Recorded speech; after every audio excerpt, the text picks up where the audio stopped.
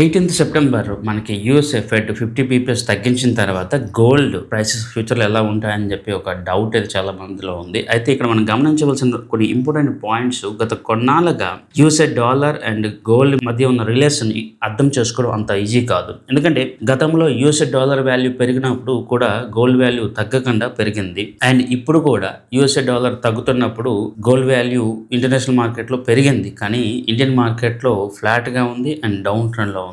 And మనం గత 2 రోజుల గోల్డ్ ఇంటర్నేషనల్ ప్రైసెస్ చూస్తే గోల్డ్ తన యొక్క ఆల్ టైమ్ హై ఒక ఔన్స్ గోల్డ్ $2,631 కి వెళ్ళినట్టుగా, అదే ఇండియన్ మార్కెట్ లో పెద్దగా ప్రైస్ లో డిఫరెన్సెస్ మనకు కనిపించలేదు. అండ్ దీనికి సంబంధించి ఒక డీటెయిల్డ్ కన్ఫర్మేషన్ ఇవ్వాలి అంటే ప్రెజెంట్ ఉన్న సిచ్యువేషన్స్ లో ఇంటర్నేషనల్ గోల్డ్ అనేది ఫర్దర్ గా బుల్లిష్ లోనే ఉంటుంది. ఇండియన్ మార్కెట్ లో గోల్డ్ అనేది ఫ్లాట్ లేదా చాలా లిమిటెడ్ రేంజ్ లో పాజిటివ్ గా ఉండడానికి ఛాన్సెస్ అయితే ఉంది.